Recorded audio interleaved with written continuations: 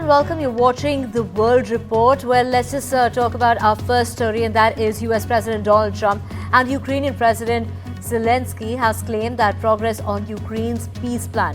This is after a meeting that took place at Mar-a-Lago. Trump has said that land disputes remain a sticking point in the negotiations between Russia and Ukraine. Now, Trump and Zelensky both acknowledged thorny issues that remain, including whether Russia can keep Ukrainian territories that it right now controls. Now, Trump insisted he believed that Putin still wants peace, even as Russia launched another round of attacks on Ukraine. I think you can say 95%, but I don't like to say percentages. I just think we're doing very well. We could be very close. There are one or two very thorny issues, very tough issues. But I think we're doing very well. We made a lot of progress today, but really we've made it over the last month.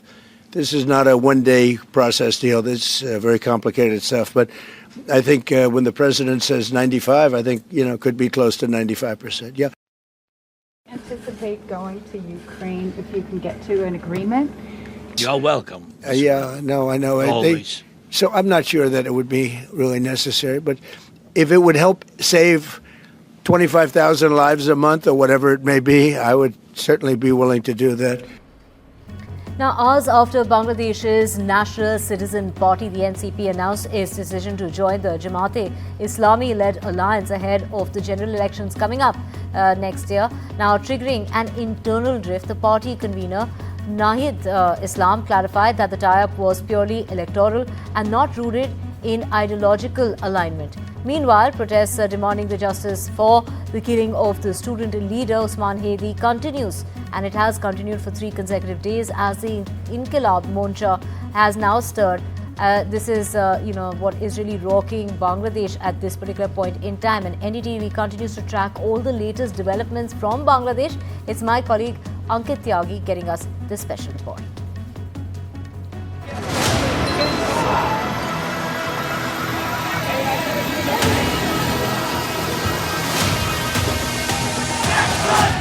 Bangladesh on the edge. Tensions rise. Students continue to swarm the streets. This is the Shahbag intersection in the heart of the capital of Bangladesh, Dhaka. And this intersection also has become the rallying point for the supporters of Osman Hadi, the young leader of the Inqilab Manch, who was attacked on 13th of December and then died on the 18th. Since then, this place has become a rallying point for his supporters. A key intersection blocked in Dhaka, a symbolism of Bangladesh's current situation. This intersection also signifies the very crucial junction, the intersection, the precipice where Bangladesh is standing at this moment. His supporters have completely been, in fact, for the last few days protesting here, and the crowd keeps increasing as we speak.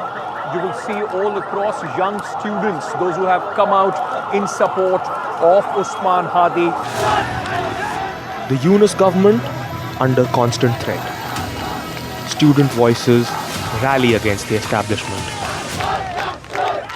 They have put the government of Mohammed Yunus on notice. They have said that if very quickly their demands are not met, they have been shouting justice, then of course this protest will move from here and will go across to the capital, will go to the residence of Chief Advisor Mohammed Yunus, and the students will once again show their anger.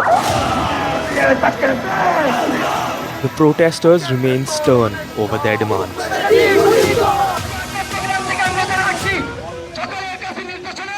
3 demands have been met. 1, a very special judicial commission and speedy trial for Osman Hadi within 30 days. Apart from that, they have also said that there should be monitoring by international investigating agencies, and they have also called for the conspirators, those who they believe are from the Awami League, the party of Sheikh Hasina, the former Prime Minister who's fled Bangladesh and stays in India. They should be brought to justice. Anti-India sentiment grows in Dhaka. No end to atrocities in Bangladesh. There have been a lot of anti-India sentiment here because of Sheikh Hasina, who lives in India at this moment. The police today in Dhaka did a press conference where they have said that 2 of the killers or conspirators of Osman Hadi's killing have fled to India, and they are in touch with the authorities in India to try and bring them back to Bangladesh.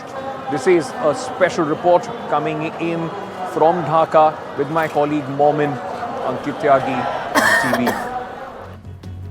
Now, amid growing tensions with Japan and following a major US arms sale to Taiwan, it is China that's launched a major military drill that is taking place around Taiwan.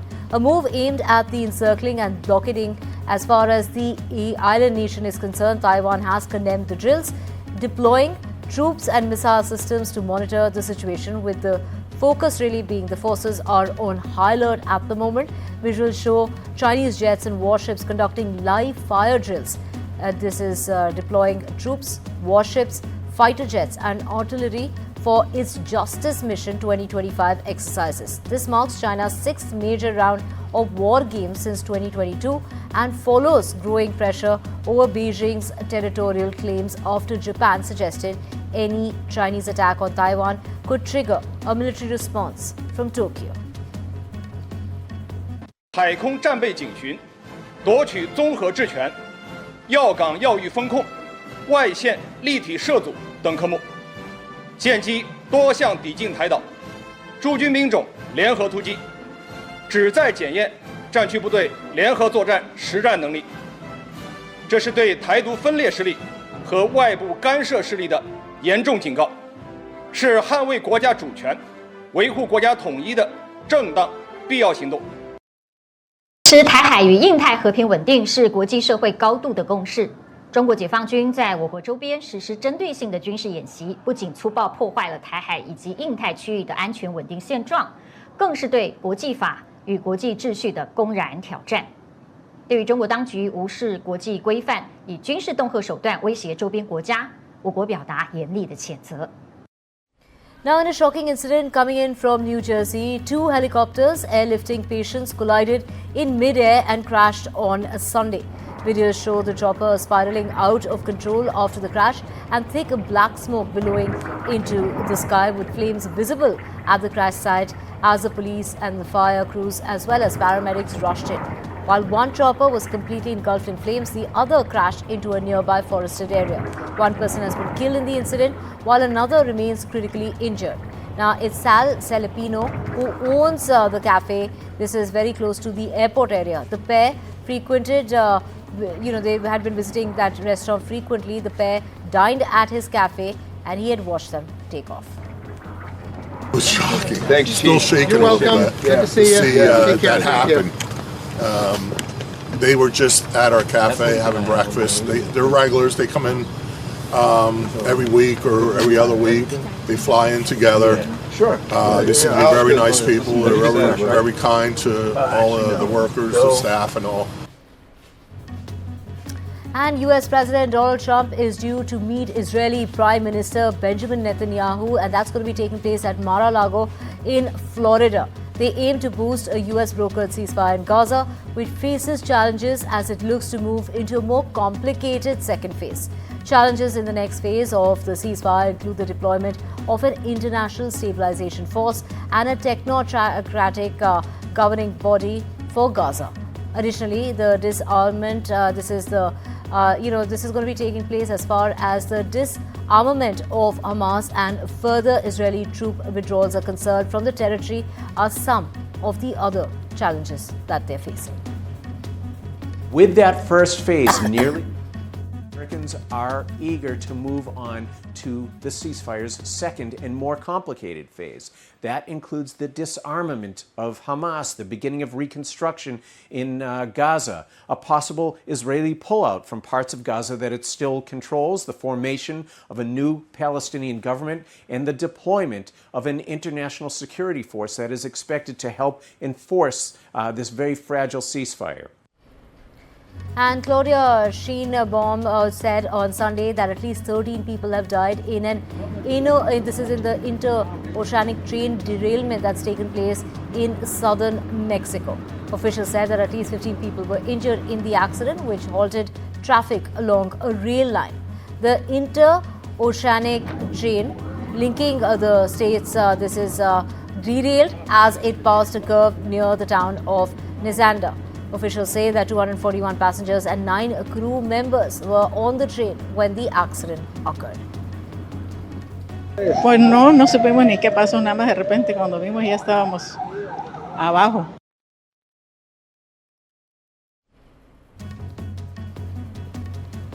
And Australian Prime Minister Anthony Albanese announced a review of the effectiveness of the Commonwealth agencies in the wake of the Bondi terror attack. Now, talking to local media, Albanese said that the former head, whether this is Dennis Richardson, he would be conducting the review. Albanese said that Australia's parliament would resume in 2026, but the review would be finalised by April.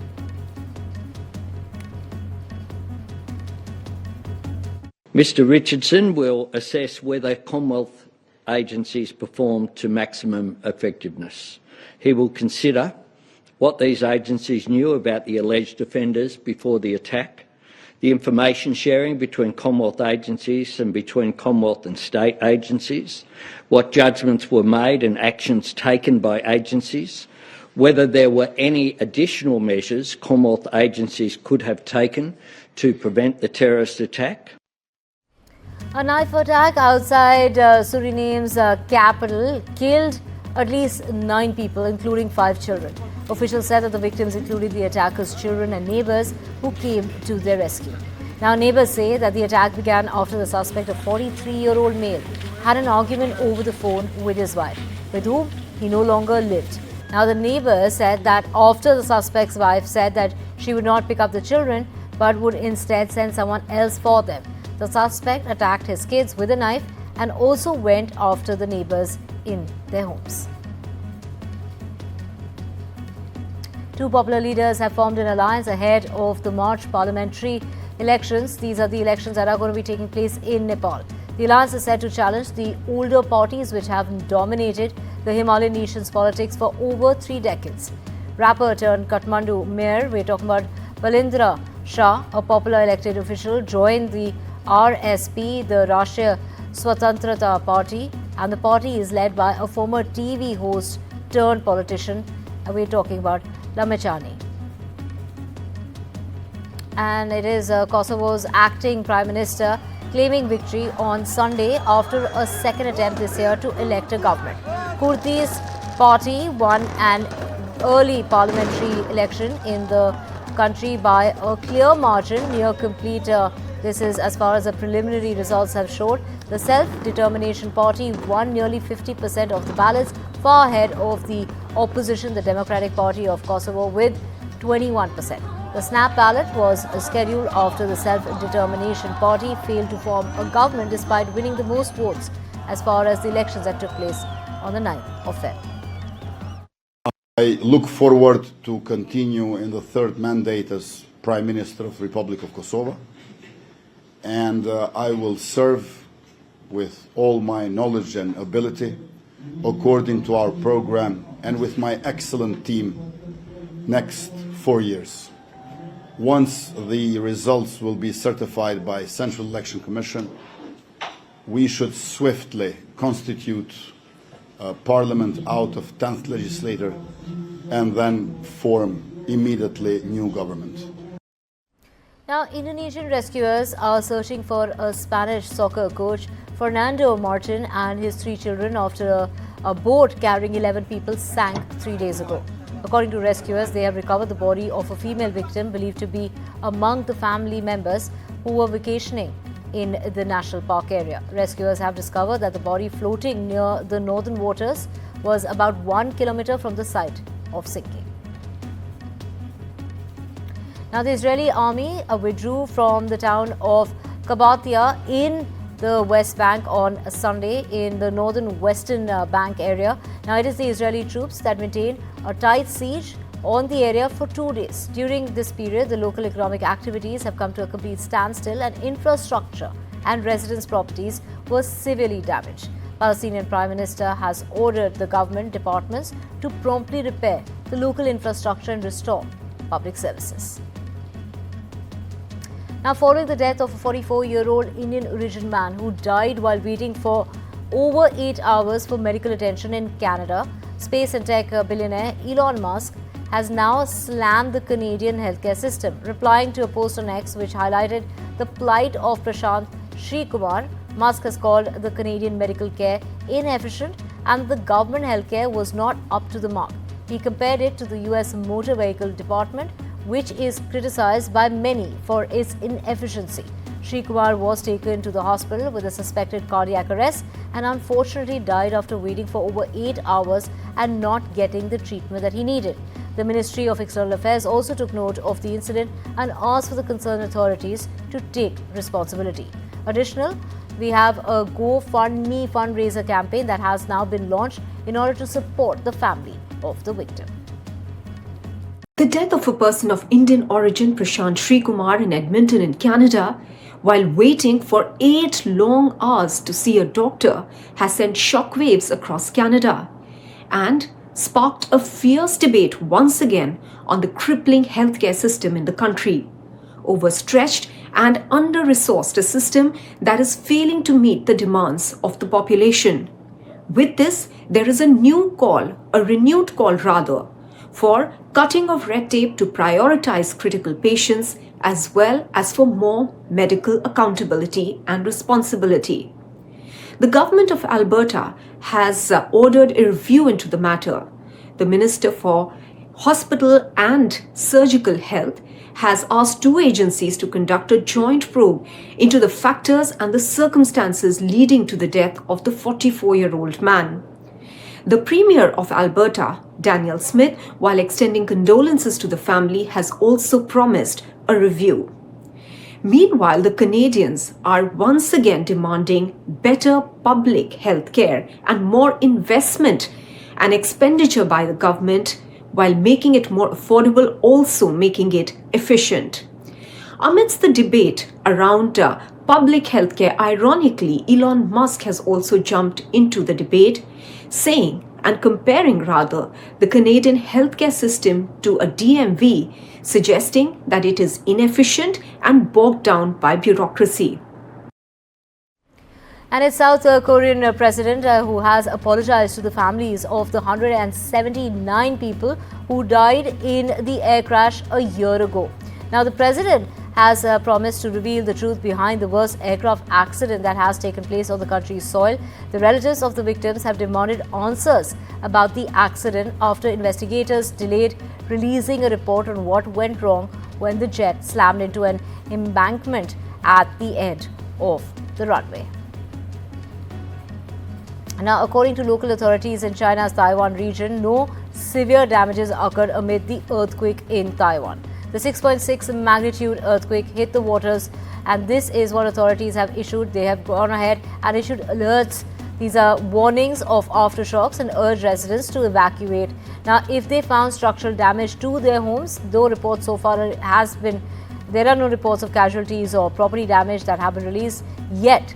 But affected rail services have resumed and no trains or flights were delayed or cancelled as far as this earthquake is concerned. Russia's capital has now gone ahead and furnished itself this year in lush and intricate New Year's decorations. The iconic promenade, this is the Arbat promenade that has been filled with giant mandarins, a traditional New Year fruit from the Soviet times, and we have the Moscow visitors there that can even find, they can really find out as to how many mandarins they in fact weigh. Colossal Christmas crystal balls have popped up as well, and this is on the legendary Garden Ring while Christmas fairs have opened throughout the capital, with the biggest one outside the Kremlin. Здесь видно, куда именно эти деньги были направлены. И когда я смотрю на то, что делают вокруг, чувствуется то, что это действительно стоит того, чтобы, во-первых, вложить сюда деньги, потому что это большая радость для людей праздновать Новый год в каком-то общественном месте среди других людей. И лично у меня складывается потрясающее впечатление праздника. And it's South Korea's biggest online retailer. We will be getting you all those details about that retailer on the other side of this very short break.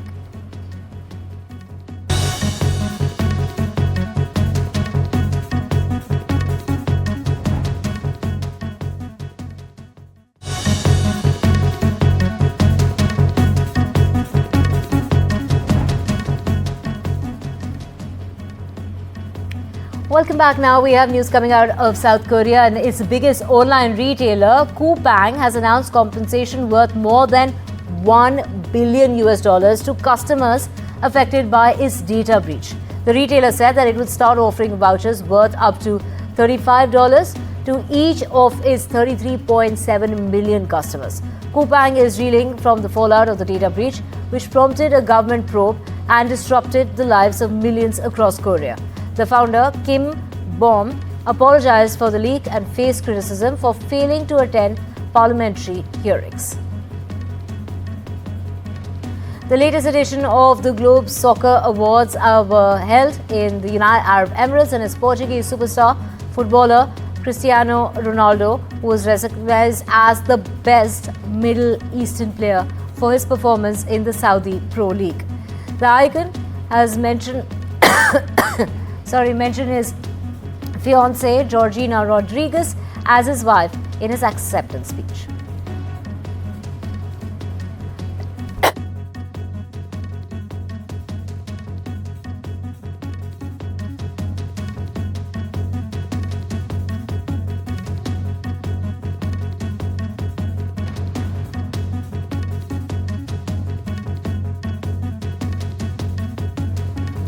And its legendary French actor and singer Brigitte Bardot was passed away at the age of 91.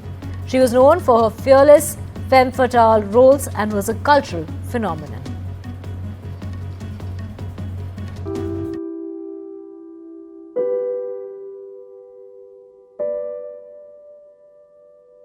French screen legend and singer Brigitte Bardot has died at the age of 91.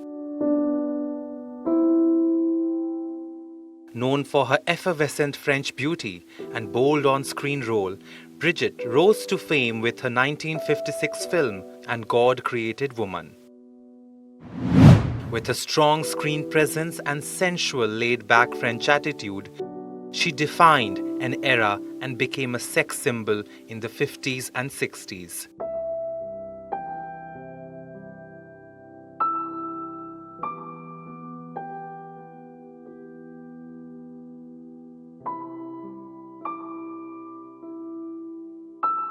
Stars like John Lennon and Paul McCartney wanted their then girlfriends to dye their hair blonde and look like Bardot. Her movie posters and magazine covers established her as the ultimate French style icon. Later, she took a step back from acting role and became an activist for animal rights and spoke publicly against animal slaughter and use of animals in lab experiments. Her often outspoken attitude even landed her in controversies when she sided with far-right French groups and spoke against immigration and minority groups, and was even fined for making homophobic and racial slurs. Brigitte was admitted in hospital last month, and a foundation today announced her passing. Mayank Chaudhary for NDTV.